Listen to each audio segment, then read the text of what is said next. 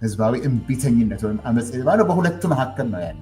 ኮኤርሲቭ ናን ቫዮለንስ ነው። ጥይት አይተኩስም እንጂ ጭነትን ያመጣል።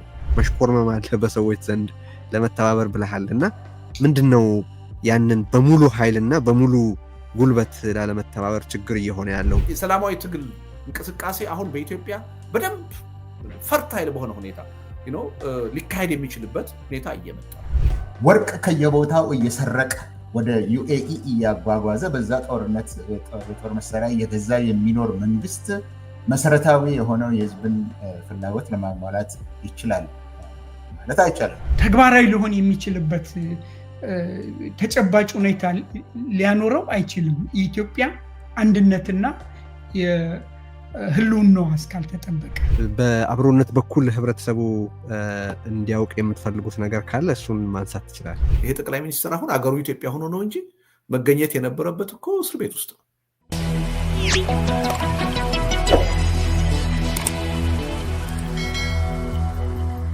እሺ እዚሁ ላይ ልደቱ እንድታክልበት ነው አሁን እየተካሄዱ ያሉትንም ጥሪዎች በተመለከተ በእናንተ በኩል ያለውን እይታ ማለት ነው። ግን በጣም ኢንትረስቲንግ ፖይንት አነስቷል ሕዝቅኤል። አሁን ከሚሴ ሄደ በሁለቱ ህብረተሰቦች መካከል ግጭት ሊፈጠር እየሞከረ እንዳለ ከእስካሁኑ አሰራሩ፣ አስተሳሰቡ፣ ባህሪው፣ ፖሊሲው በመነሳት መጠራጠር የሚቻል ነገር አይደለም።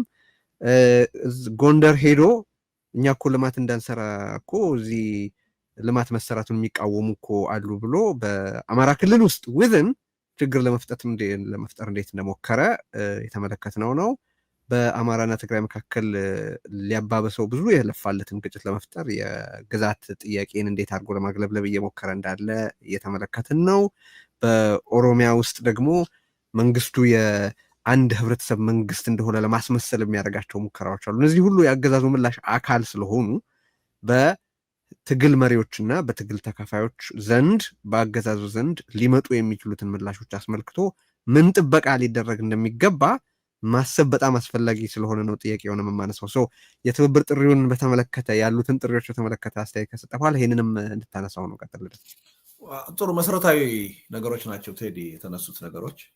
በዚህ ረገድ ተቀራራቢ አስተሳሰብ ላይ መድረስ ያስፈልጋል እና አሁን ጥሪዎቹ ያልካቸው በጣም መሰረታዊ የሆነ ለውጥ እየመጣ ነው ኢትዮጵያ ውስጥ። እዚህ ቀደምም በተለያዩ መድረኮች ገልጸናል እና አሁን ደክመን አልቀረንም። ህብረተሰቡ እያዳመጠን ነው እና ተገቢ የሆነ ተጨባጭ የሆነ መልስ እየሰጠ ነው የሚል በጎ ሁኔታ እየተፈጠረ እንደሆነ ስንገልጽ ነው የቆየ ነው። ታስታውሳለህ ከተወሰነ እኮ ኦልሞስት አመታትም ሳይሆን ወራት በፊት ሰላማዊ ትግል ያስፈልጋል አያስፈልግም፣ ህዝባዊ እምቢተኝነት ያስፈልጋል አያስፈልግም የክርክር አጀንዳ ነበረ። በየሚዲያው ስንቀርብ በዚህ ረገድ ሊሞግቱን የሚሞክሩ አይሰራም ብለው የሚከራከሩን ብዙዎች ናቸው የነበሩት። አገር ቤት ያሉ በሰላማዊ በህጋዊ መንገድ እንቅስቃሴ የሚያደርጉ ፓርቲዎች ጦርነት ይቁም ብለው ሰላማዊ ሰልፍ ለማድረግ ሲዘጋጁ ተቃውሞ ይገጥማቸው የነበረው ከአገዛዙ ብቻ ነበር። በተለይ የታጠቁት ኃይሎች ይሄ የሰላማዊ ህዝባዊ እምቢተኝነት ጥያቄ የነሱን ትግል አንደርማይን የሚያደርግ እየመሰላቸው፣ የነሱን ትግል እንቅፋት የሚፈጥርበት እየመሰላቸው የሚቃወሙበት ሁኔታ ነው የነበረው። አሁን ይሄ ሁሉ እየጠራ የመጣበት ሁኔታ ነው ያለው። አንደኛ በሚዲያ ደረጃ ያለውን ለውጥ ካየን በጣም የሚገርም ነው። አብዛኛው ሚዲያ ሰላማዊ ህዝባዊ እምቢተኝነት ኢትዮጵያ ውስጥ ያስፈልጋል፣ ለውጥም ሊያመጣ ይችላል ብሎ የማመን ሁኔታ በስፋት እየታየ ነው። ይሄ በጣም ትልቅ ለውጥ ነው የሚል እምነት አለኝ። ሁለተኛ ኢቭን በትጥቅ ትግል የሚያምኑ ድርጅቶች እና እነሱን የሚመሩ ግለሰቦች ሳይቀሩ በአደባባይ ወጥተው አሁን የሰሞኑን የዘመነን ጥሪ የሰማን ይመስለኛል።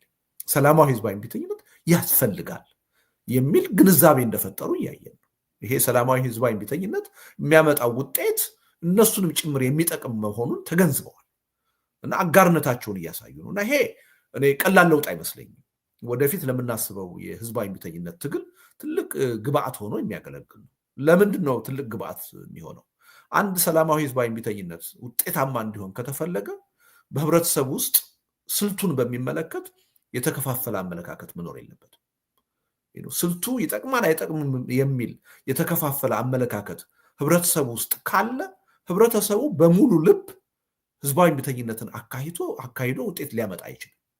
ስለዚህ በህብረተሰብ ውስጥ ደግሞ የአስተሳሰብ አንድነት ሊኖር የሚችለው የፖለቲካ ኤሊቱ፣ ሚዲያው ተመሳሳይ ነገር መናገር ሲችል ነው። ሁሉም በሰላማዊ ትግል ለውጥ ማምጣት ይቻላል የሚል አስተሳሰብ ማራመድ ሲችል ህብረተሰቡም ያን አስተሳሰብ የመቀበል እድሉ ሰፊ ይሆናል እና ትግሉን ውጤታማ የማድረግ እድሉ በዛው መጠን የተሻለ ይሆናል እና ይሄ በጣም ትልቅ ለውጥ እያየን ነው። ጥሪዎቹ በአጠቃላይ የሚያሳዩት ሁሉም በተናጠል ትግል የትም እንደማይደርስ፣ ይሄ ትግል ካልተባበረ በስተቀር ለውጤት እንደማይበቃ የተገነዘበበት ሁኔታ ነው ያለው። እኔ ይሄ በጣም ትልቁ ቅድመ ሁኔታ አስቀድሞ እየተሳካ እንደሆነ የሚያሳይ ነው። ወደ ተጨባጭ የሰላማዊ ህዝባዊ እምቢተኝነት እንቅስቃሴ ውስጥ ስንገባ ህዝቡ በሙሉ ልብ ሳይከፋፈል ይህን ትግል ደግፎ ሊቆም የሚያስችለው ቅድመ ሁኔታ እየተሳካ እንደሆነ እየተሟላ እንደሆነ የሚያሳይ አድርጌ ነው የምወስደው እና አንዱ ይሄ ነው እና አሁን ምንድነው በስልቱ እውነቱን ለመናገር መተባበር ላይ ይጠበቅ ይችላል። እንደው ብዙ ጊዜ በትጥቅ ትግል የሚያምንና በሰላማዊ ትግል የሚያምን የተለያየ ስልት ነው ያላቸው። አሁን ግን በትጥቅ ትግል የሚያምኑት ራሳቸው ሰላማዊ ትግሉን ደግፈው የቆሙበት ሁኔታ ነው እያየን ያለ ነው። በሰላማዊ ትግል የምናምነው ደግሞ በትጥቅ ትግል እንቅስቃሴ የሚያደርጉ ኃይሎች ለምን ጠበንጃ እንዳነሱ ኮዛቸውን፣ ምክንያታቸውን የተረዳንበት ሁኔታ ነው ያለው። ተጠያቂነቱ የነሱ ሳይሆን ያገዛዙ መሆኑን የተገነዘብንበት ሁኔታ ነው ያለው። ይሄንም ለህዝባችን እየመሰከርን ያለንበት ሁኔታ ነው ያለው። ስለዚህ በአንድ ግንባር ውስጥ እንኳን ተሰልፈን መታገል ባንችል በስልታችን ልዩነት ምክንያት ቢያንስ በሽግግር ጥያቄ አብረን መስራት የሚያስችለን ሁኔታ እንዳለ እያየን ነው። የሽግግር ጥያቄ በስልት የተለያዩ የፖለቲካ ኃይሎች ሁሉንም የሚመለከት ነው። ፖስት አብይ ፖስት ብልጽግና ኢትዮጵያ እንዴት ነው ወዴት ነው የምትሄደው የሚለውን ጥያቄ በሚመለከት ሰላማዊ ትግል የሚያካሂዱት ወይ የትጥቅ ትግሉ የሚያካሂዱት በሞኖፖል የኔ ጥያቄ ነው ሊሉ አይችሉም። የጋራ አጀንዳችን። ስለዚህ ይሄ የሚያሳየው ምንድን ነው? በዚህ የሽግግር ጥያቄ የጋራ ግንዛቤ ፈጥረን የጋራ አጀንዳ ኖሮን ለመታገል የሚያስችል ሁኔታ ሁሉ እየተፈጠረ መሆኑን የሚያሳይ ነው እና ይሄ እንደ ትልቅ በጎ ጅምር እንደ አንድ ትልቅ ቅድመ ሁኔታ ስኬት ሊቆጠር የሚገባ ነው የሚል እምነት አለኝ። ግን ወደ ተግባር መሸጋገር አለበት። በሰላማዊ ትግል የሚያምኑ በተለይ አገር ውስጥ ያሉ በትብብር በተጨባጭ ትግሉን የመምራቱን ሚና መጨበጥ መቻል አለባቸው። ተጨባጭ የሆነ ትብብር ህብረት መፍጠር አለባቸው። በውጭ ሀገር የምንገኝ ሰላማዊ ትግሉን የምንደግፍ በትብብር መስራት አለበት። በትጥቅ ትግል ደግሞ የሚያምኑ ቢያንስ በሽግግር ጉዳይ ላይ ከኛም ጋር ጭምር መነጋገርና መተማመን መቻል አለባቸው። ምክንያቱም ሽግግሩ የጋራ ነው። በስልት ሰላማዊ ትግሉ ነው የትጥቅ ትግሉ ነው የሚባል ነገር የለም። አገሩ የጋራ ስለሆነ ህዝቡ የጋራ ስለሆነ ከአብይ አገዛዝ በኋላ ከብልጽግና አገዛዝ በኋላ የሚመጣውን ስርዓት በሚመለከት ሁላችንን የሚመለከት ጉዳይ ነው። ስለዚህ የጋራ ንግግር ያስፈልጋል። ስለዚህ ሪሊ በጣም የበሰለ ሁኔታ እየተፈጠረ እንደሆነ ተስፋ ሰጪ የሆነ ሁኔታ እየተፈጠረ እንደሆነ እያየን ነው። ይሄ ግን በተጨባጭ በተግባር መጠንከር አለበት። ገና ነው፣ ጅምር ነው የሚል እምነት አለ። አንድ ይሄ ነው። ሁለተኛ አገዛዙ ምን ሊያደርግ ይችላል የሚለው ነገር በጣም ጥሩ ጥያቄ ነው፣ መሰረታዊ ጥያቄ ነው። ይሄም መገንዘብ አለብን። እኔ ሶስት ነገሮች ይታዩኛል። አንደኛ እንዲህ አይነቶቹን የሰላማዊ ህዝባዊ እምቢተኝነት እንቅስቃሴዎች በህገወጥ ድርጊት ይፈርጃቸዋል። ስለዚህ የሰላም ማስከበር ስራ ነው የምሰራው ብሎ ወደ አፈና መሄዱ አይቀርም እና ህገወጥ ናቸው ማለቱ አይቀርም። ግን ህዝባችን ማወቅ ያለበት አምባገነን መንግስት ባለበት አገር ህዝባዊ እምቢተኝነት ህጋዊ መብት ነው፣ ህገ መንግስታዊ መብት ነው፣ የተፈጥሮ መብት ነው። ማንም ህዝብ አንድ በስልጣን ላይ ያለ አገዛዝ በአግባቡ በህግ መሰረት የማያስተዳድረው ከሆነ መብቱ ነው ህዝባዊ እምቢተኝነት የማድረግ። ይሄ ደግሞ አይደለም በሌሎች ዓለም አቀፍ ህግጋትና በኢትዮጵያ ህገ መንግስት ራሱ ህጋዊነት ያለው የትግል ስልት ነው።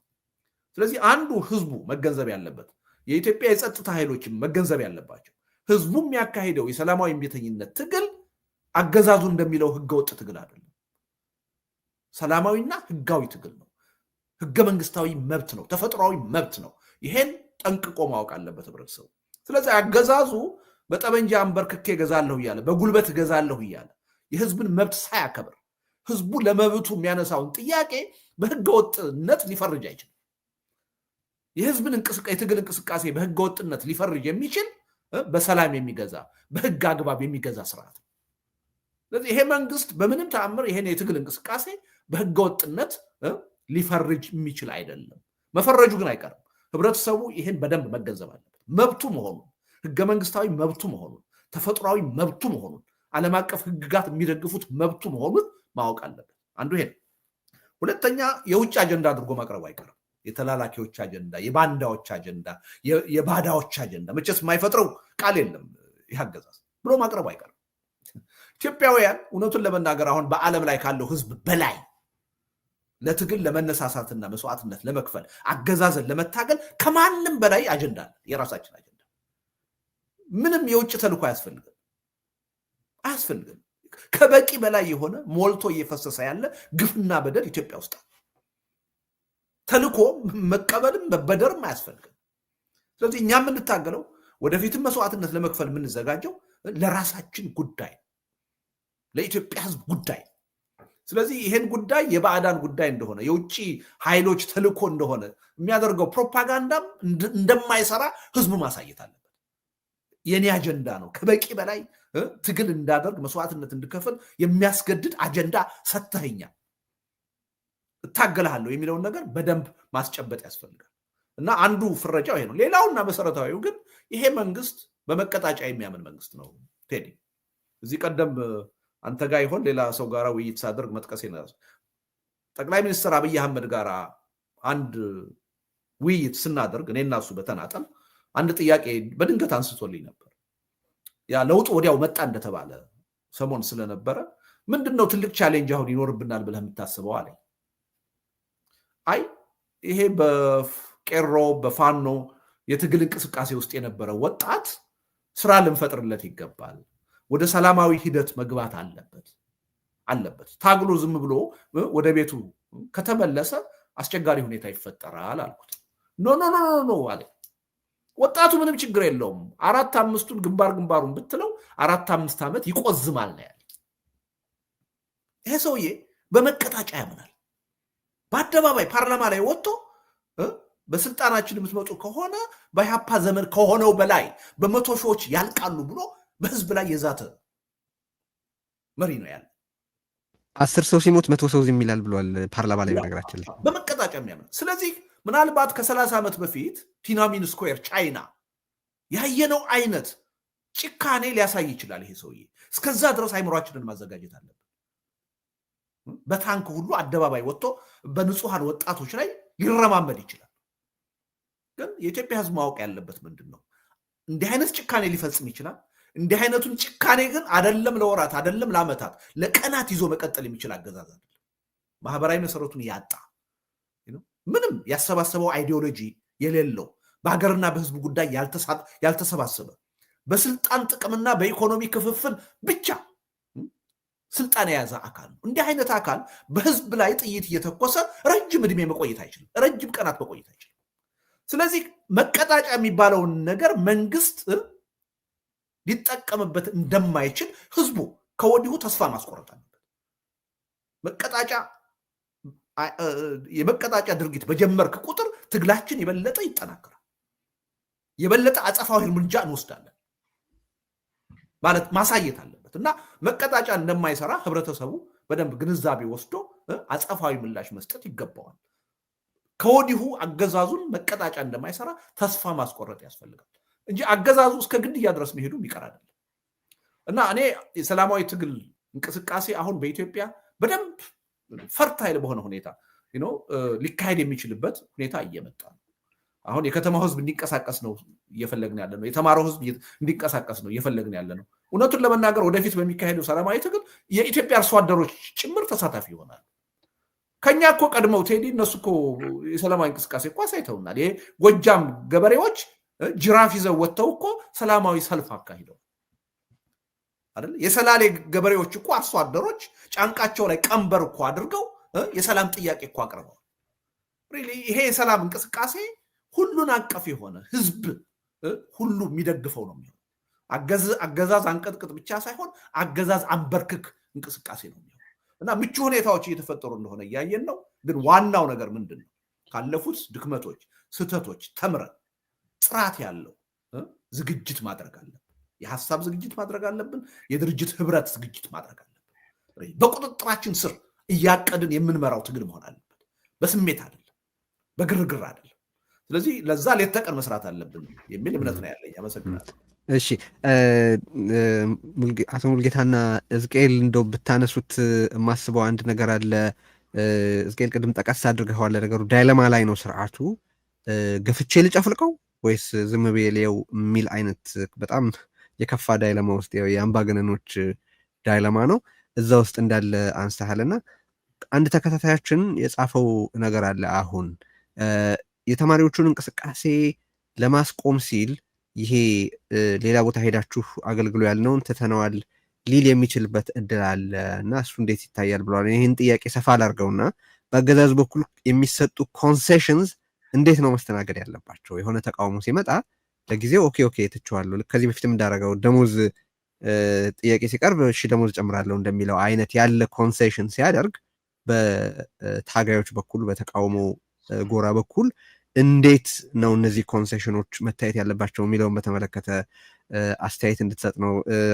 አቶ ሙልጌታ አቅደምና ቅድም ያነሳሃትንም ነጥብ ሳትረሳ መሽኮርመም አለ በሰዎች ዘንድ ለመተባበር ብለሃል እና ምንድን ነው ያንን በሙሉ ኃይልና በሙሉ ጉልበት ላለመተባበር ችግር እየሆነ ያለው የሚለውን አብረህ እንድታነሳው ነው። በአለመተባበሩ ችግር አንሳና ከዛ ወደ አገዛዙ ኮንሴሽን ጉዳይ መሄድ ትችላለህ።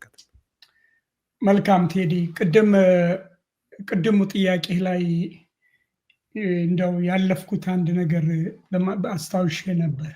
በአሩሲ ዞን በኦርቶዶክሶች ላይ በኦርቶዶክስ ሃይማኖት ተከታዮች ላይ የደረሰውን ድርጊት በተመለከተ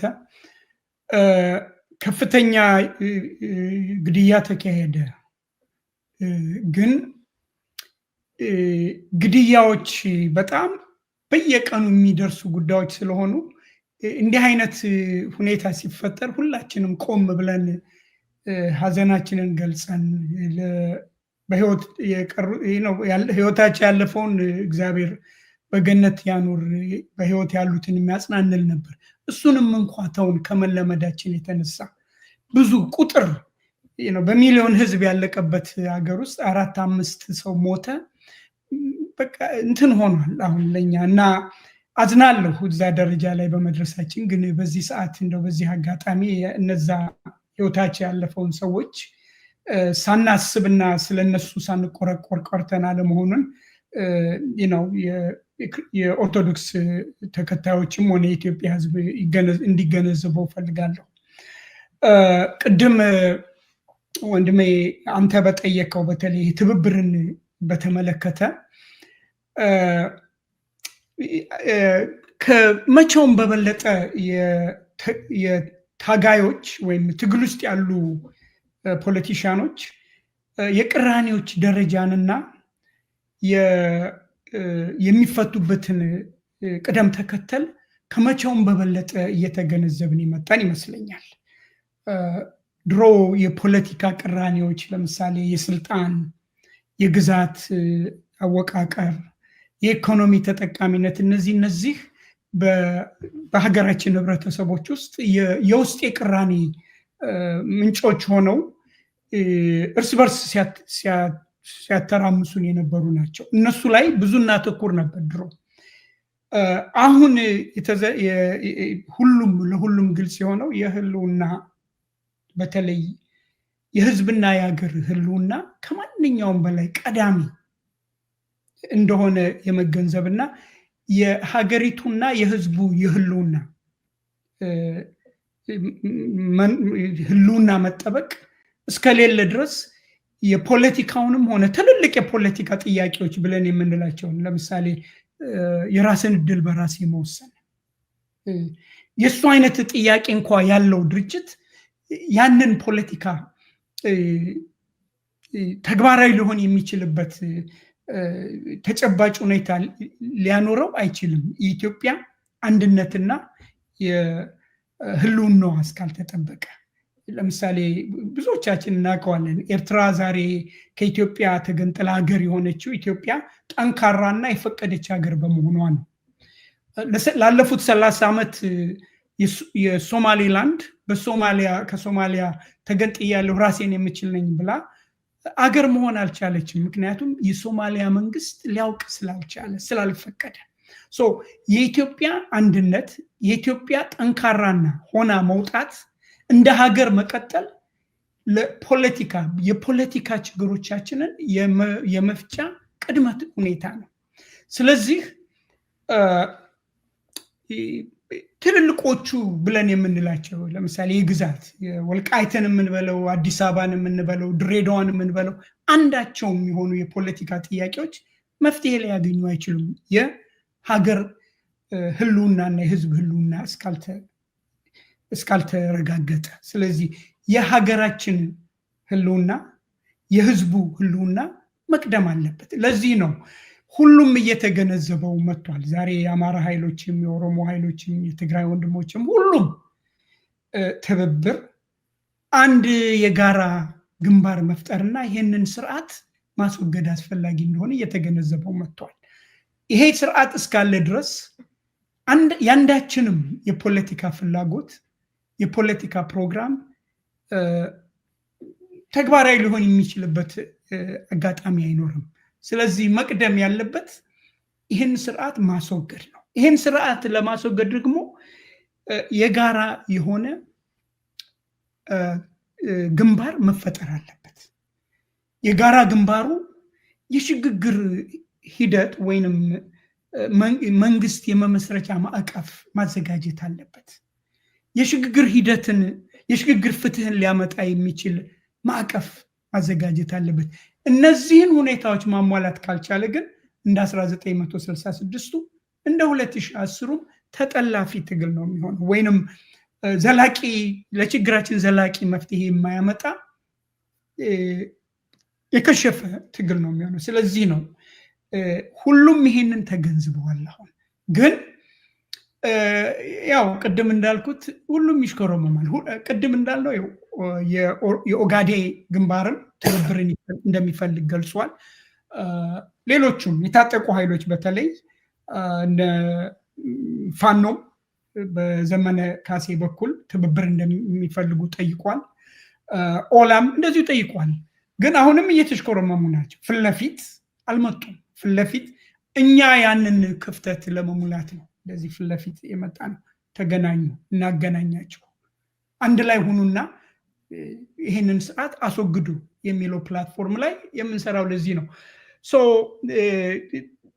ቅድም ያልከው በተለይ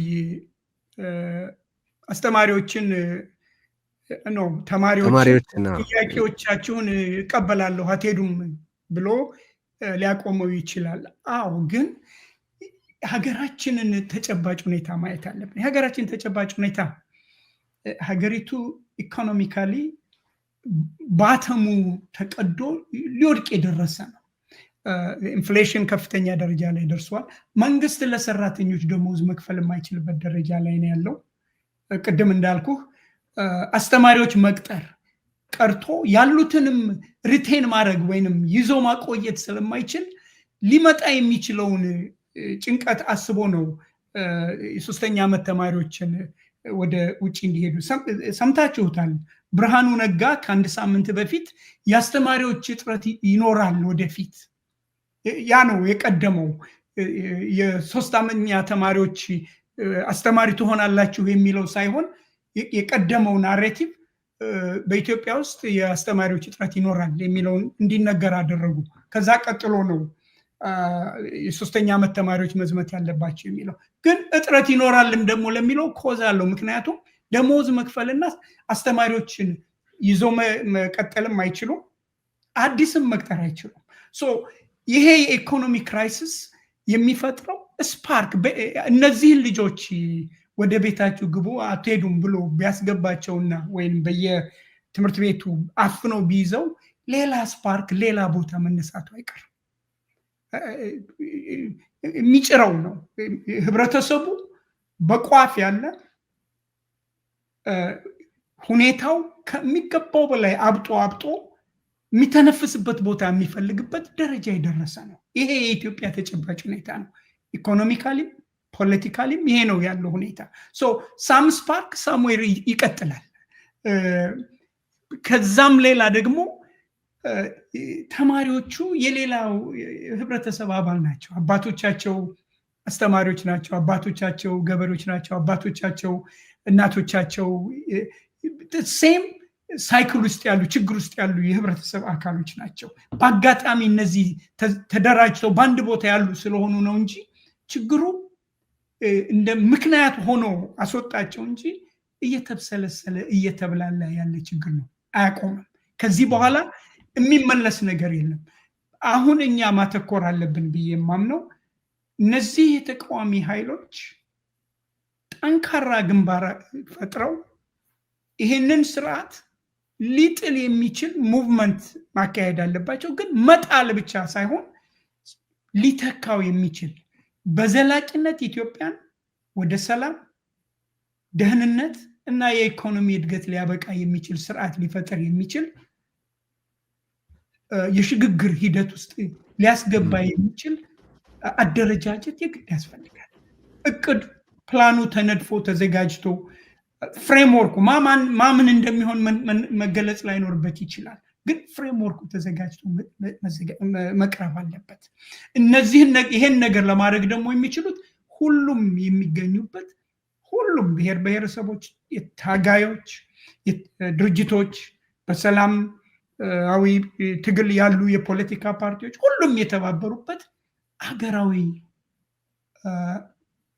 ኮንቬንሽን፣ የሽግግር ኮንቬንሽን መፈጠር አለበት። ያን ለመፍጠር ግን ይህን ስርዓት ማስወገድ አለ። አስወግደን ቫኪዩም ውስጥ እንዳንገባ መገንዘብ ያለብን አለ። ለምሳሌ የታጠቁ ኃይሎች ትልቅ ሮል አላቸው። ኢንክሉዲንግ በስልጣን ላይ ያለው ወታደርም ሮል አለው።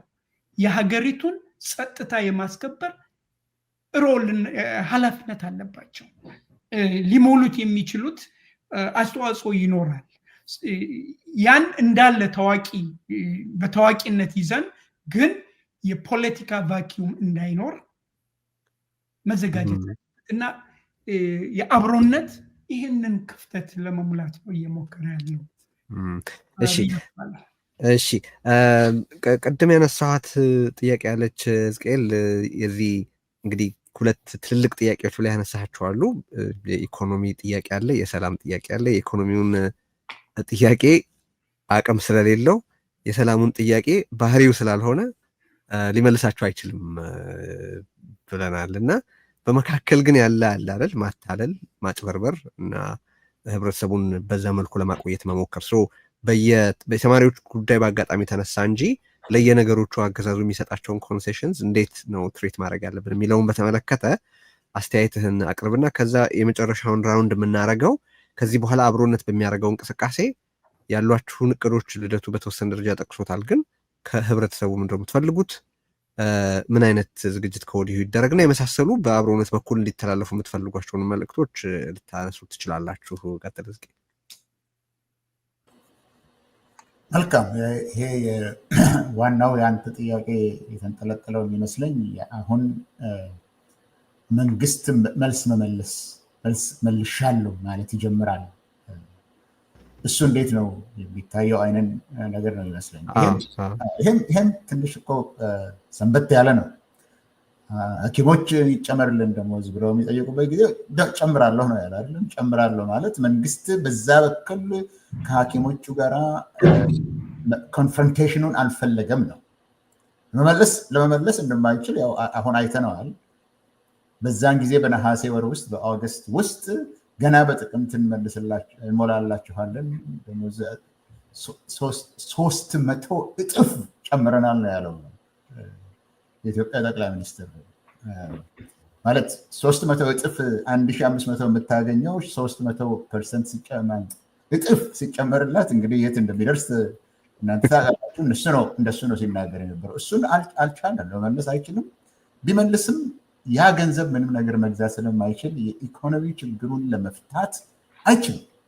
አሁንም በአይኤምኤፍ ትዕዛዝ ስር የሚኖር የኢኮኖሚ ሉዓላዊነት የሌለው ወርቅ ከየቦታው እየሰረቀ ትግራይ እየሰረቀ፣ ከቤኒሻንጉል ጉሙዝ እየሰረቀ፣ ከደቡብ ኢትዮጵያ እየሰረቀ ወደ ዩኤኢ እያጓጓዘ በዛ ጦርነት የጦር መሳሪያ እየገዛ የሚኖር መንግስት መሰረታዊ የሆነው የህዝብን ፍላጎት ለማሟላት ይችላል ማለት አይቻልም።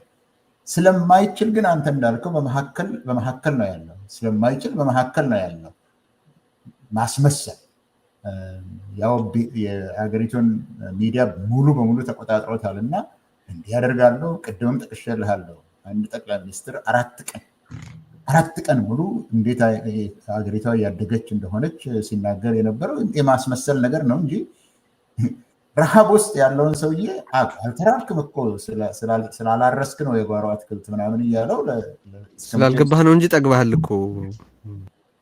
አዎ እና ስላልገባችሁ ነው እንጂ ኢትዮጵያ እኮ ተአምር ነው ሲልህ አሁን የከተማ ኮሪዶሩን አዲስ አበባ ከተማ የከተማ ኮሪዶሩን በዚህ ዓመት አናደርገውም ብለዋል። እሱም ኮንሴሽን ነው። እሱም ራሱ ይሄ ብልጭልጭ ነው ምንም ዋጋ የለውም ብሎ ለተነሳበት ተቃውሞ መልስ ነው። ትተናል ለዚህ ዓመት እኮ ነው ያለችው የከተማው ከንቲባ። ይህንን አልቻለም ነው። አሁንም ለተማሪዎቹ ያለው መልስ ለመመለስ መፈለጉ ያንን ቅድም ያልኩት የደለማ ጉዳይ አለ። የተንተባተበ ነው። ምን ላድርግ እያለ ነው። ሙሉ በሙሉ መለስ አይችልም። መጋፈጥ ደግሞ አይፈልግም። ለምን? ሌሎች ችግሮች ደግሞ አሉ። ቅድም ዲኬይ የመበስበስ የሚበሰብስ መንግስት ያልኩት ነገር አለ። እነዚህ ብዙ አይነት መለያዎች አሉት። ነገሩን ካየኸው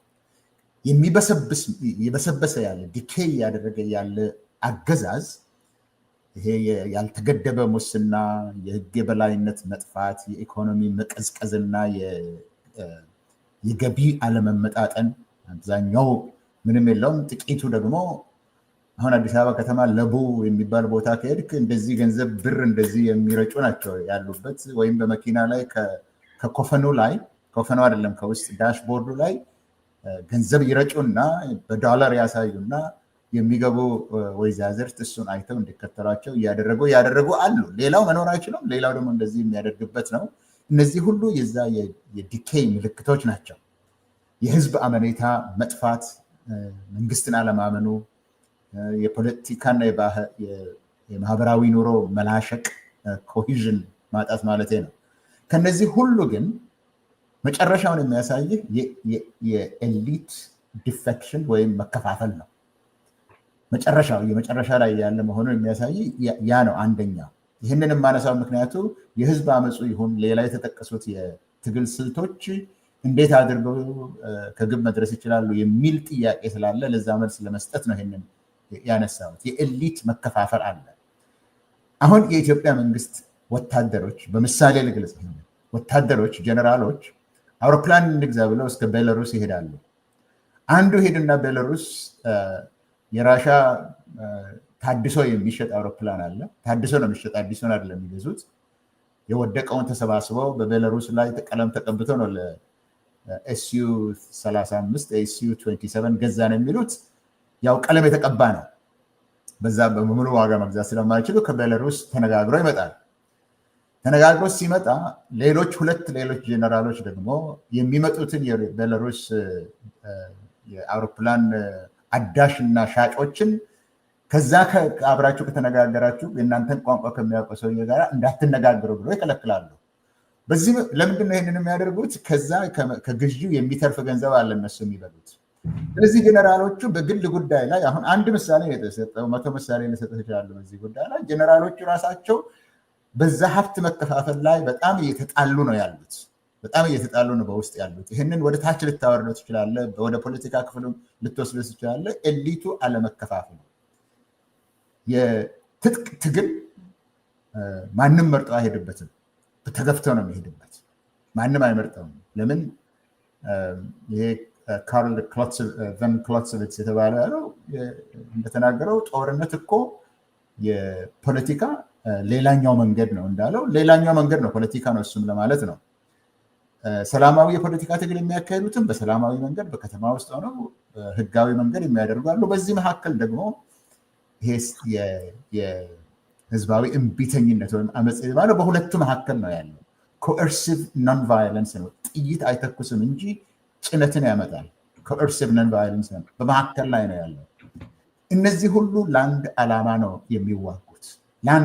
የሚዋጉት በተለያየ መስክ። አሁን እዚህ እያየን ያለነው ሶስቱም አንድ ጊዜ እየመጡ ነው። ይሄ ኮንቨርጀንስ እየመጣ ነው። አንድ ላይ እየመጡ ነው። ለአንድ ዓላማ እየተጠራሩ ነው። ይሄ መንግስት ማለቅ አለበት፣ አገዛዝ ማብቃት አለበት፣ ጦርነት ማብቃት አለበት፣ ሰላም መውረድ አለበት፣ ሽግግር መምጣት አለበት። የአብሮነትም ዓላማ ይሄ ስለሆነ ይሄንን እያሉ ነው። ሁሉም ይሄንን እያሉ ነው።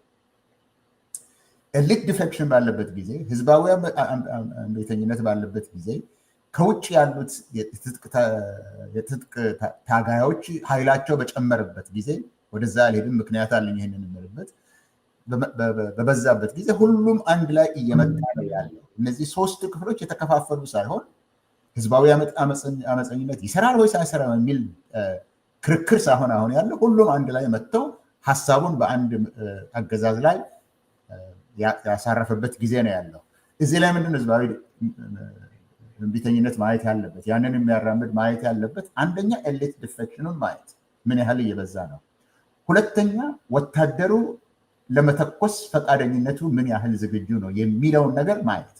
እነዚህን ካቀናጀ በኋላ የራስን ታክቲክ ታመጣለህ። እነዚህ ግን በጣም አስፈላጊ ነገሮች ናቸው። ስለዚህ ታክቲኩ ወይም ስትራቴጂው ሀገሩ ውስጥ ያለው የዘመኑ ሁኔታ እንዴት እንደነበረ ቅድም የተናገርኩት አለ ስለ 68 2010 ሌሎችም የቀለም አብዮቶች፣ አሁን ደግሞ ያለው የጀንዚ በተለያየ ቦታ የተካሄደው አለ። እነዚህ ሁሉም ማገናዘብ ያገዛዙ ሁኔታ እንዴት እንደሆነ አይቶ መዘጋጀት እንጂ ተነሱ ማለቱ ብቻ አይሆንም። እነዚህን ሁለቱም ካገናዘብክና ካየ ኮንቨርጀንስ ሁሉ ነገር አንድ ላይ እየመጣ ነው ያለው። ስለዚህ ምናልባት የአገዛዙ መላሸቅ እንዳይበዛ ካልሆነ በስተቀር አሁን ያለው እንቅስቃሴ በትጥቅ ትግሉም በኩል ያሉት የሚናገሩት ፖለቲካ፣ በአገር ውስጥም ያሉት የፖለቲከኞች የሚናገሩት ነገር በሙሉ ወደ አንድ መጥቷል። ጊዜው እየቀረበ ነው። ይህንን አይቶ ነው ታክቲኩ መዘጋጀት ያለበት። እሱን ግን እዚህ ሚዲያ ላይ የወጣ እንዲናርግ አትልም ለማለት ነው። እሺ ልደቱ፣ በዚህ እያጠቃለልን ስላለ ቅድም የአገዛዝን ምላሽ በተመለከተ የውይይቱ በጣም ጠቃሚና አስፈላጊ ነጥብ ስለሆነ ማለት ታሳቢ መደረግ ስላለበት ብዙ ተቃውሞ ላይ የተነሳው ነገር ላይ እንዲህ ላይ ነው ሲተኮር የምመለከተው። በአገዛዙ በኩል የሚሰጡትን ምላሾች ጠብቆ አስቦ ምላሽ አዘጋጅቶ መጠበቅ በጣም አስፈላጊ ስለሆነ አንስተነዋል በደንብ በስፋት እና ይቺ የኮንሴሽኗን ፓርት እንደዚሁ የዛው አካል ስለሆነች እሷን በተመለከተ ያለህን አስተያየት፣ አገዛዙ የሆነን ተቃውሞ ለማቆም የሆነ ችግር ፈትቻለሁ እንዲህ አድርጌያለሁ ሲል እንዴት ነው ምላሽ ሊሰጠው የሚገባው የሚለውን አንስተህ ከዛ የአብሮነት ቀጥሎ ሊሰራቸው ያሰባቸውን ነገሮች በተመለከተ ቅድምም በተወሰነ ደረጃ ጠቅሰዋል። ግን ከሰው ምን እንደምትፈልጉ እንዴት እየተዘጋጀ እንዲጠብቅ እንዳሰባችሁ ከዛ ጋር የሚተሳሰሩ ሌሎች ነጥቦች ማንሳት ትችላለህ። ጥሩ። እንግዲህ ቅድምም አቶ ሙልጌታ ሄዶበታል። አንዱ ሰላማዊ ህዝባዊ እምቢተኝነት ውስጥ ስንገባ ሊታለፍ የማይገባው አንዱና መሰረታዊው ቅድመ ሁኔታ ያለው ችግር የጋራ መሆኑን ግንዛቤ መፍጠር ነው። ምንም ኢትዮጵያ ውስጥ አሁን በቀጥታም ይሁን በተዘዋዋሪ እየተፈጠሩ ያሉት ችግሮች የማይመለከተው የህብረተሰብ ክፍል የለም። ምናልባት ስልጣን ላይ ያሉት ጥቂት ባለስልጣናት ከነዛ ባለስልጣናት ጋር ተመሳጥረው የተለየ ኢኮኖሚ ጥቅም እያገኙ ያሉ ኮራፕትድ ኃይሎች ተጠቃሚ ሊሆኑ ይችላሉ። ምናልባት በቁጥር እናስቀምጣቸው ብንል 1% የሚሆኑ አይመስለኝም። ከ99% በላይ የሆነ የኢትዮጵያ ህዝብ ችግር ውስጥ ነው ያለው። የኑሮ ውድነት የማይመለከተው ህዝብ የለም። የመልካም አስተዳደር እጦት የማይመለከተው ህዝብ የለም። የሰላም እጦት የማይመለከተው ህዝብ የለም። የሀገርና የህዝብ የህልውና ጉዳይ የማይመለከተው ህዝብ የለም። እና አገሩ ኢትዮጵያ ሆኖ ነው እንጂ እኮ 6-7 ሚሊዮን እኮ ህፃናት ከትምህርት ገበታ እኮ የተወገዱበት ሁኔታ ውስጥ እኮ ነው ያለ። ከሚሊዮን በላይ የሆነ ህዝብ በጦርነት ጨፍጭፎ ያልበቃው ብሎ ሌላ 3 እና 4 የጦርነት ግንባር እየከፈተ ያለ አገዛዝ እኮ ነው በስልጣን ላይ ያለው። እንደው በህዝቡ አይደለም በአንድ ወረዳ ተመርጦ የፓርላማ አባል የሆነ ጠቅላይ ሚኒስትር ነው ይሄን ሁሉ እያደረገ ያለው። ይሄ ጠቅላይ ሚኒስትር አሁን አገሩ ኢትዮጵያ ሆኖ ነው እንጂ መገኘት የነበረበት እኮ እስር ቤት ውስጥ ነው። በፍትህ አደባባይ መዳኘት ነው የነበረበት በሰራቸው ወንጀሎች። ከስልጣን መውረድ ነበረበት። ፓርላማው ሊያወርደው ይገባ ነበረ። የተቋማት ነፃነት ቢኖር ኖሮ ብልጽግና ፓርቲ በእውነት ድርጅት ቢሆን ኖሮ ሊያወርደው ይገባ ነበረ። ይህን ሁሉ ወንጀል የሰራ መሪ ሆኖ መቀጠል አልነበረበት።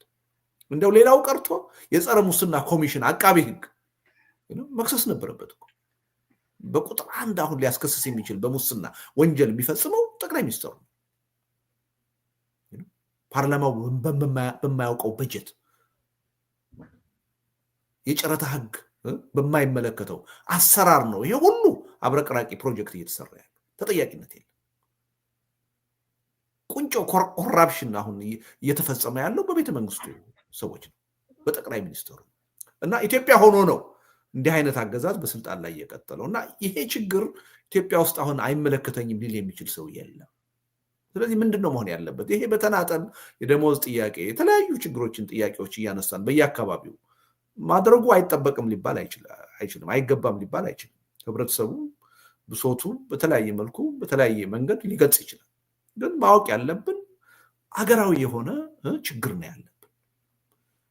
ኢትዮጵያ ውስጥ ጦርነት ካልቆመ፣ ጦርነት እንዲቆም ደግሞ ይህ አገዛዝ ከስልጣን ካልተወገደ፣ ከስልጣን ተወግዶ ዘላቂ የሆነ ሽግግር ካልመጣ፣ ዘላቂ የሆነ ሰላም ካልመጣ የማናችንም ችግር ቅድም አቶ ሙሉጌታ ብሎታል፣ ከመልካም አስተዳደር ጥያቄ እስከ የራስን ዕድል በራስ የመወሰን ጥያቄ ድረስ አንዳቸውም መልስ ሊያገኙ አይችሉም። ይህ አገዛዝ ባለበት ሁኔታ ይህ አገዛዝ አንድ ቀን በስልጣን ላይ ባደረ ቁጥር የኢትዮጵያ ህዝብና ኢትዮጵያ መፍረሳቸው አይቀሬ የሆነ ነው የሚመጣው፣ እየፈጠነ ነው የሚመጣው እና ይሄን ተገንዝበን በየአካባቢው አሁን ለደሞዝ ለተለያየ ጉዳይ የምናቀርበው ጥያቄ እኔ ብዙ ትርጉም ያለው አይመስለኝም። መልሻለሁ ቢልም ትርጉም የለውም። ነገ ከነገ ወዲያ ችግሩ መቀጠሉ አይቀርም። አሁን ቅድም ሕዝቅኤል እንዳለው 300% ደሞዝ ጭማሪ ቢያደርግ ከቁጠባ የመነጨ ጭማሪ አይደለም፣ ከኢንቨስትመንት የመነጨ ጭማሪ አይደለም። ገንዘብ በህገወጥ መንገድ ከባንክ ታትሞ ነው የሚሰጣቸው። ስለዚህ ከተወሰኑ ወራት በኋላ ኢንፍሌሽኑ ከ300% በላይ ያድጋል። የደሞዝ ጭማሪ ትርጉም የለሽ ነው። ሁለተኛ በሚሊዮን እየጨፈጨፈ ያለ ህዝብ የማንንም ህዝብ መብት ሊያከብር አይችልም። ስለዚህ ከዚህ በኋላ አክብር ያለው ጥያቄ መልሽ ያለው ብሎ የሚታመን መንግስት አይደለም ይሄ መንግስት። በምንም ተአምር ይሄ መንግስት በስልጣን ላይ መቀጠል የለበትም። ይሄ መንግስት በስልጣን ላይ እስከቀጠለ ድረስ ከአንድ ቀውስ ወደ ሌላ ቀውስ እንሸጋገራለን እንጂ የሚፈታ ችግር የለም። ስለዚህ በየአካባቢው ይዘናቸው የምንወጣ የፖለቲካ አጀንዳዎች፣ ጥያቄዎች ተመሳሳይ መሆን አለባቸው። አሁን ቅድም የተጠቀሱት አብሮነት አሁን እያቀነቀናቸው ያሉ ጦርነት ይቆም፣ የግፍ አገዛዝ ይወገድ፣ ሽግግር ይምጣ፣ ሰላም ይስፈን። ይሄ የሁላችንም አክሮስ በአገር ደረጃ በህዝብ ደረጃ መያዝ ያለበት አጀንዳ። ሌሎቹ ጥያቄዎቻችን ሁሉ በእነዚህ ጥያቄዎች መመለስ ነው ሊመለሱ የሚችሉት። እነዚህን አችም ካደረግን በኋላ ነው ሊመለሱ የሚገባ። ስለዚህ እዚህ ላይ በደንብ የወቅቱ የኢትዮጵያ ተማሪዎች፣ የዩኒቨርሲቲ ተማሪዎች፣ የወቅቱ የኢትዮጵያ ወጣቶች በ21ኛው ክፍለ ዘመን ያሉት ከ1960ዎቹ ወጣቶች መሻል ነው ያለባቸው እንጂ ማነስ አይደለም ያለባቸው። በ1960ዎቹ የነበሩ ተማሪዎች እኮ ምንድን ነው ጥያቄያቸው የነበረው? ጥያቄያቸው እኮ ህዝባዊ መንግስት ይቋቋም እኮ ነው፣ መሬት ላራሹ ይሁን እኮ ነው አይደለ? የህዝብ ጥያቄ ነው ይዘው የተነሱት፣ የሀገር ጥያቄ ነው ይዘው የተነሱት። የዛሬዎቹ ወጣቶች ከዛ በላይ ማሰብ አለብን፣ ከዛ በላይ መላቅ አለብን። የሞራል የበላይነት ማሳየት አለብን። ብጥጣሽ ለሆነ እዚህም እዛም ላለ የግል የቡድን ችግራችን አይደለም መጨነቅ ያለብን። ያ ሁሉ ነገር ተፈቶ በዘላቂነት ሊቀጥል የሚችለው አገርና ህዝብ ሲኖር ነው፣ ህልውናችን ሲቀጥል። ህልውና በሌለበት ሁኔታ የትኛውንም አይነት ጥያቄ ብናነሳና መንግስት መልሻለሁ ቢል ምንም ፋይዳ የለም። ይሄ መንግስት በዘላቂነት የሚመልሰው ጥያቄ የለም። እሱ ላይ መሰመር አለበት። እኔ እሱ ላይ መተማመን ያለብን ይመስለኛል። ሌላው የአብሮነት አሁን ያቀዳቸው 2 ትዕይንተ ህዝቦች ወሳኝ ናቸው። ዝም ብለን አይደለም ያቀድናቸው፣ በደንብ አስበንባቸው። ይሄ በኢንተርኔት የምናደርገው የተቃውሞ ትዕይንተ ህዝብ ታስታውሳለህ ቴዲ፣ 100,000 ሰው ላይቭ እንዲከታተለው በታሪክ ለመጀመሪያ ጊዜ እናደርጋለን ብለን 1 ሚሊዮን ሰው አካባቢ ነው ኦልሞስት ማሳካት የቻለ። አሁን በብዙ ሚሊዮኖች እንዲሳተፍበት ነው የምናደርገው። የህብረተሰቡን ስሜት፣ አንድነት፣ ብሶቱ የት ደረጃ ላይ እንደደረሰ የማሳያ መድረክ ነው የምናደርገው። ዋሽንግተንና ለንደን ያሰብነው እንትን ዝም ብሎ አይደለም። ተቃዋሚው ጎራ ምን ያህል በህብረት በትብብር አብሮ ለመስራት እንደፈለገ ህዝቡ ይህ አገዛዝ ምን ያህል እንደበቃው ከዚህ በኋላ የብሔር ልዩነት አጥር እንደማይሆንበት የሃይማኖት ልዩነት አጥር እንደማይሆንበት ሪዮት ዓለም የፖለቲካ አጀንዳ እንቅፋት እንደማይሆንበት የሚያሳይበት መድረክ እንዲሆን ነው የምፈልገው። ሆ ብሎ ግልብጥ ብሎ ያለ ልዩነት የሚወጣበት መድረክ እንዲሆን ነው። ይሄን ስናደርግ ምንድነው የምናደርገው? አገር ውስጥ ያለው በሰላማዊ ህዝባዊ እምቢተኝነት ቀጥታ የሚሳተፈው ህዝብ ሞራሉ ይገነባል፣ ስነ ልቦናው ይገነባል፣ ይተማመናል። ተቃዋሚዎች በዚህ ደረጃ ከተባበሩ እንዲህ አይነት ነገር ማድረግ ከቻሉ ማቹር አድርጓል። ይሄን መንግስት ጥለን የተሻለ ነገር እናመጣለን የሚል በራስ መተማመን እንፈጥራለን። ስለዚህ እነዚህ መድረኮች በጣም ወሳኝ ናቸው። በአጭር ጊዜ ግብረ ኃይል አቋቁመን ለህዝቡ እናሳውቃለን። የጊዜ ማዕቀፍ ማስቀመጥ ይቻላል ወይ ልልህ ነበረ። ለምሳሌ የጊዜ ማዕቀፍ ማስቀመጥ ይቻላል። የኦንላይን የኢንተርኔት ላይ የበይነመረብ ትዕይንቱንም ሆነ በአካል ተገናኝቶ የሚደረገውን ሰልፍ በተመለከተ ምንድነው አብሮነት ያደረገው? ተነጋግረንበት ነበረ። ጊዜዎቹን ምናምን ወስነን ከገባን ጥሩ አይሆንም። ምክንያቱም የጋራ ግብረ ኃይል ልናቋቁም ነው። ስለዚህ እንዲህ አይነቶቹንም ነገሮች የመወሰን መብቱን የጋራ ግብረ ኃይሉ ብናደርገው ይሻላል ብለን አልወሰንም። ግን ግምትህን ንገረኝ ብትል ልነግርህ እችላለሁ። ለምሳሌ ወደዚህ ስብሰባ ከመምጣታችን በፊት አሁን ግብረ ኃይሉን በማቋቋም ዙሪያ ከሌሎች ስብስቦች ጋር እየተነጋገርን ነበር። ስለዚህ ይሄን ስብስብ በአጭር ጊዜ በሳምንት ጊዜ ውስጥ ልንፈጥረው እንችላለን የሚል ግምት አለ። እሱን ከፈጠርን የኢንተርኔት የትዕይንተ ህዝቡ ልምዱም አለን። በ15 በ20 ቀን እኮ ግብረ ኃይሉ ከተቋቋመ በኋላ ልናካሄደው እንችላለን። ያን ባደረግን ማግስት ደግሞ የምንሸጋገረው መሬት ላይ ወደሚካሄደው ሰላማዊ ሰልፍ ነው ማለት ነው። ያ ትልቅ የሆነ እመርታ ይፈጥራል። ትልቅ የሆነ ተነሳሽነት ይፈጥራል። ብዙ መልእክቶችን ለኢትዮጵያም ህዝብ፣ ለኢትዮጵያም መንግስት፣ ለዓለም አቀፉም ህብረተሰብ እንዲያስተላልፍ አድርገን ነው የምናካሄደው እና ይሄን ህብረተሰቡ ትኩረት ሰጥቶ ሚዲያው ትኩረት ሰጥቶ ሊከታተለው ይገባል። ሁሉም እገዛውን ሊያደርግበት ይገባል የሚል እምነት አለ እና ሪሊ የምንሰጣቸውን መግለጫዎች በየጊዜው ህብረተሰቡ ሊከታተል ይገባል። ትብብር ሊያደርግ ይገባል።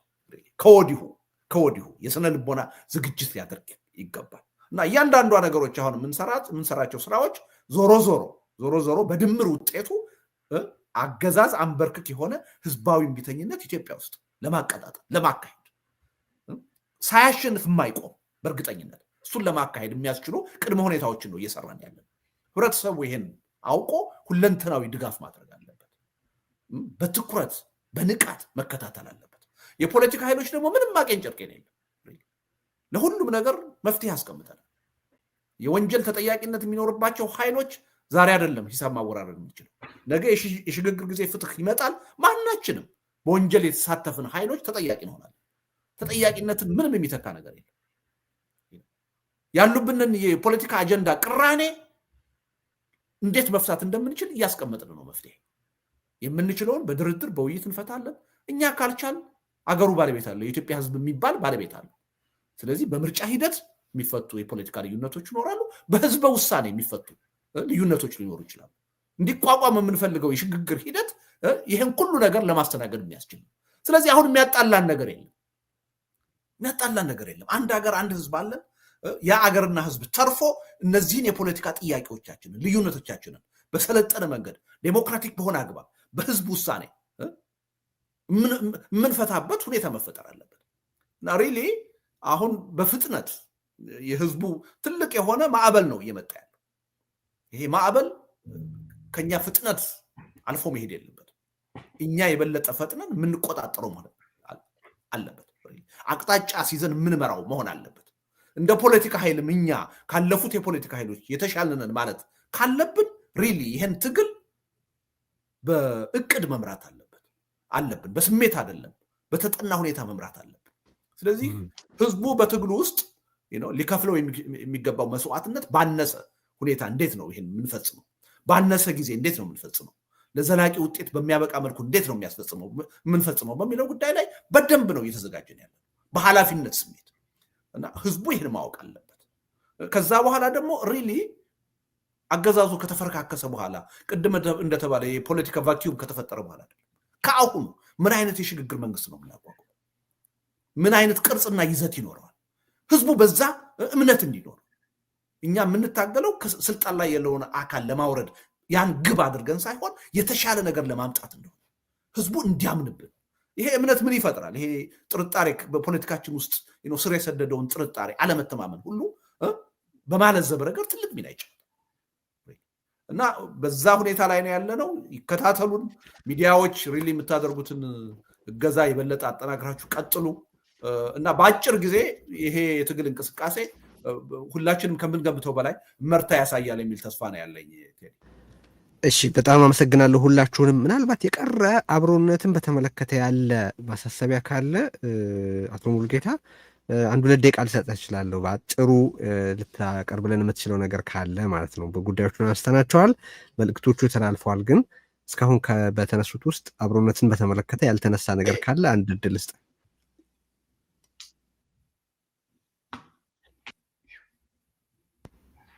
አቶ ሙሉጌታ አይ ቲንክ ሚውት ነው መሰለኝ። አቶ ሙሉጌታ እሺ፣ እየሰማንህ አይደለም? እኔ ሚውት አይደለም። እሺ፣ አሁን ይሰማል። እሺ፣ እስቄል ቀጥል አቶ ሙሉጌታ።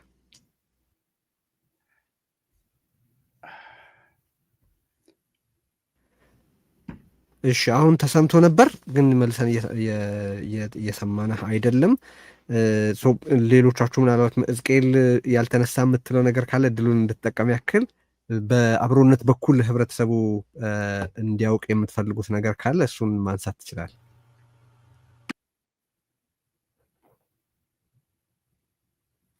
ሚውት ነህ እስቄል። አጭር ነገር የማነሳው እሺ፣ አብሮነት አንደኛ የትጥቅ ትግል የሚያደርጉትን ለመተካት አይደለም። በፖለቲካ ትግል የሚሄዱትን ለመተካት አይደለም። ህዝባዊ እምቢተኝነት የሚለውንም ለብቻው ለማካሄድ አይደለም፣ ከሌሎች ጋር አብሮ ለመካፈል ነው። ኢቨን ይህንን የህዝባዊ እምቢተኝነት የሚለውንም እዛ ላይ ለመሳተፍ የሚፈልጉ ብዙ እንቅስቃሴዎች አሉ። ከነሱ ጋር ደግሞ በቅንጅት በትብብር በመደጋገፍ ለመስራት ነው። ይሄ መታወቅ አለበት። ብቻ ነኝ ያለሁት እኔ ነኝ ልመራው የመጣሁት የሚል አስተሳሰብ እንደሌለው መታወቅ አለበት። ሁለተኛ በአብዛኛው እኛ ልናደርገው የምንችለው ህዝባዊ እንቅስቃሴው እየሄደ ነው። ቅድም ተናግሬያለሁ ስለ ሐኪሞች፣ ስለ መምህራን፣ ስለ ህግ ባለሙያዎች፣ አሁን ስለ ተማሪዎች፣ ስለ የመንግስት ሰራተኞች ሁሉ እየተንቀሳቀሱ ሾፌሮችም አሉ። አዎ ሾፌሮችም አሉ። አርሶ አደሮችንም ሁሉንም ተነጋግረናል። በየቦታው ቅድም በምሳሌ የጠቀስኩት ይሄ መንተንክተክ አለ አይደለም? ከዚህም ከዛም እያየኸው ነው። አርብቶ አደሮችም አሁን በጅቡቲ መንገድ አንድ ጊዜ ባቡሩን ሁሉ አቁመው ተንቀሳቅሰዋል። እነዚህ አሉ። ስለዚህ እኛ ባለቤቶቹ አይደለንም፣ እየሄደ ነው። እዛ ላይ ልንረዳ የምንችለው ልንሞላ የምንችለው በኦሮምኛ አንድ ንግግር አለ፣ ከነፋኒ ባቴት ሰውድ አደምቲ ይላል። ከአፍ የወጣው ነገር ነው ሊሆን የሚችለው ነው። መንግስትም ይሁን ማንኛውም ድርጅት በመጀመሪያ ፖሊሲውን ፕሮግራሙን አዘጋጅቶ በሀሳብ ደረጃ ነው የሚያወጣው።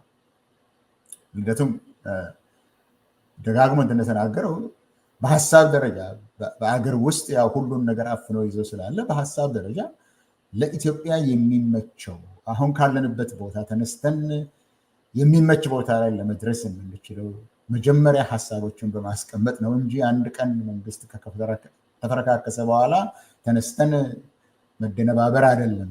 በዚህ ጉዳይ ላይ የጎደሉ ነገሮች ስላሉ፣ በትግል ውስጥ የጎደሉ ነገሮች ስላሉ እነሱን ለመሙላት ነው። ስለዚህ በሀሳብ ደረጃ በፖሊሲ በምትለው በፖለቲካ ደረጃ ያሉትን ነገሮች በመሙላት ነው የሚሰራው እና ይህንን ደግሞ ያደርጋል። ይህንን አብሮነት ብቻ አይደለም የሚያደርጉ፣ ሌሎችም ይህን የሚያደርጉ ለማድረግም የተዘጋጁ አሉ። ከነሱ ጋር ደግሞ መተባበር፣ መቀናጀት እና አብሮ መስራት እና ሶሊዳሪቲ እነዚህን ለማድረግ ነው። እንደዚህ አይነት አስተሳሰብ ነው በአብሮነት ያለው ለማለት ነው። እሺ፣ አመሰግናለሁ። እንግዲህ ባሳሰባችሁትም መሰረት እስካሁንም ስናደርግ እንደቆየ ነው። በርዕዮት በኩል በአብሮነትና በመሰል ህብረተሰብን ወደ ጋራ አምጥቶ በጸረ አገዛዝ ትግል ለማቀናጀት በሚደረጉ ኢኒሺዬቲቭስ ሁሉ ላይ የበኩላችንን አስተዋጽኦ እናደርጋለን። ዛሬም እዚህ ተገኝታችሁ አስተያየቶቻችሁን፣ ሀሳቦቻችሁና የእቅዶቻችሁን ስላጋራችሁን እናመሰግናለን። የዛሬ ዝግጅታችን ይህንን ይመስል ነበር። የተከታተላችሁትን ሁሉ ከልብ እናመሰግናለን። ዜናንም እንደዚሁ እጅግ አድርገን እናመሰግናታለን። ላይክ ሳታደርጉ አትሂዱ፣ ሰብስክራይብ ሳታደርጉ አትውጡ። የዛሬ ዝግጅታችን ይህን ይመስላል። ቸር ጊዜ እንመኛለን። ደህና ሁኑ። ርዕዮት ሚዲያ ፍትህ ለተነፈጋቸው የሚቆም ለተገፉ ድምጽ የሚሆን ርዕዮት ሚዲያ ስለተበደሉ ሁሉ መብት፣ ስለ ንጹሃን ደህንነት ለዓለም የሚያስተጋባ መድረክ። ሰብአዊ ክብር የዘውትር ትኩረታችን፣ ዕውቀት፣ እውነትና ፍትህ የሁል ጊዜ ጉዳያችን ነው። ርዕዮት የኢትዮጵያን ሁለንተና የሚቃኝ ልዩ ልዩ ዝግጅቶችን በበርካታ መንገዶች በመላ ዓለም ላሉ ተከታታዮቹ የሚያሰራጭ ሚዲያ ነው። የተመረጡ ውይይቶች፣ ቃለ ምልልሶች፣ ትንታኔዎችና ጽሑፎች የሚስተናገዱበት የልቀት የዕውቀትና የሐሳብ ማዕከል። የዩቲዩብ ቻናላችንን ሰብስክራይብ፣ የፌስቡክ ገጻችንን ላይክ፣ ዝግጅቶቻችንን ሼር ያድርጉ። ሱፐር ቻትና ሱፐር ስቲከር በመግዛት ድረገጻችንን www.ryot.median በመጎብኘትና ዶኔት የሚለውን በመጫን በአንድ ጊዜ ወይም በቋሚ ወርሃዊ አስተዋጽኦ ርዕዮት ሚዲያን ይደግፉ። www.ryot.media። በተጨማሪም በዜል ወይም በካሻፕ ለሚቀላችሁ በስልክ ቁጥራችን 202-415-8418 ርዕዮትን ይርዱ። 202-415-8418 የዜልና የካሻፕ አድራሻችንም ነው። የእርስዎ የሆነውን ርዕዮት ይበልጥ እንዲመነደግ የበኩሉን ያድርጉ።